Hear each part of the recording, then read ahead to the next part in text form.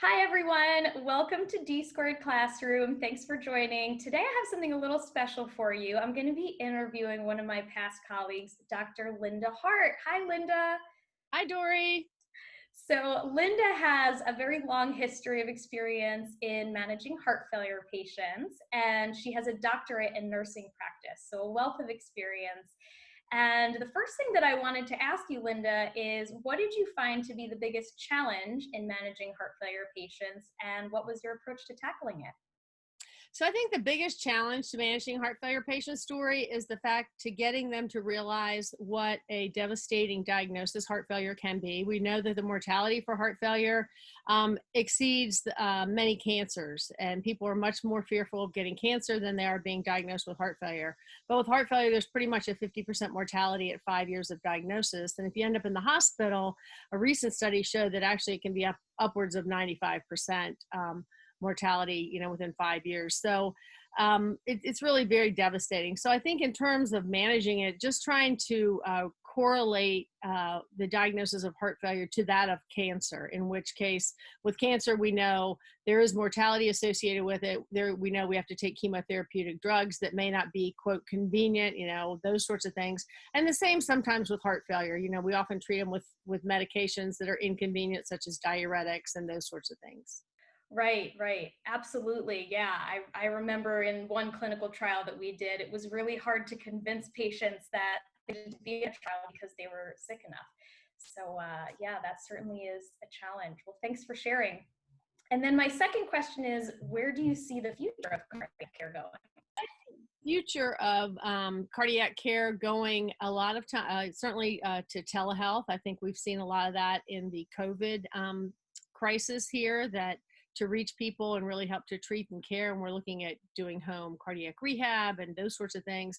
And I also think there's just been a lot done in terms of genetics. And we know that not every medication works for every patient, but in clinical trials, as you know, there's the bell-shaped curve, so it works for most people that are in the trial, but not everybody fits the profile of those that are in the trial. So I think there's a big genetic component that we're going to find to unlock.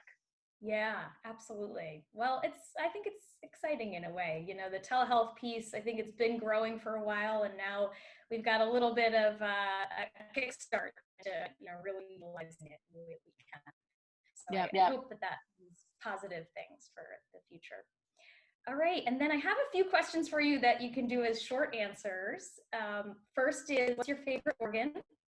My favorite organ is the heart, because it's just so magnificent. The fact that people can really have very extensive heart disease and compromise of their heart and yet still kind of keep on clicking.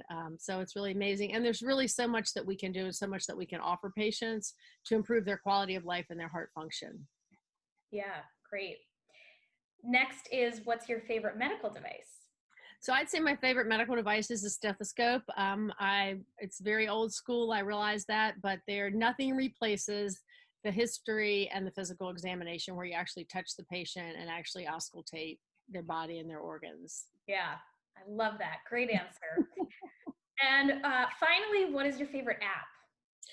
So my favorite app is, I'm very involved in the American College of Cardiology, and they have it's a whole series of apps that can absolutely help you care for patients with cardiovascular disease, everything from appropriate use criteria to anticoagulation to managing lipids, just the whole gamut, as well as they're a big organization that promotes advocacy. So they've also got that piece in there too, so that we can really get care to the patients who need it. That's great. I'm going to have to download that one. It's surprising I don't have it yet. Okay, well, that's all the questions that I had for you, Linda. Thank you so much for sharing with us. And from your beautiful home in Richmond, I see your flowers in your background. Always nice to see a little change of scenery. So Yeah. Thank you so much. And hopefully we'll have a chance to chat again soon. Great. Thanks, Dori.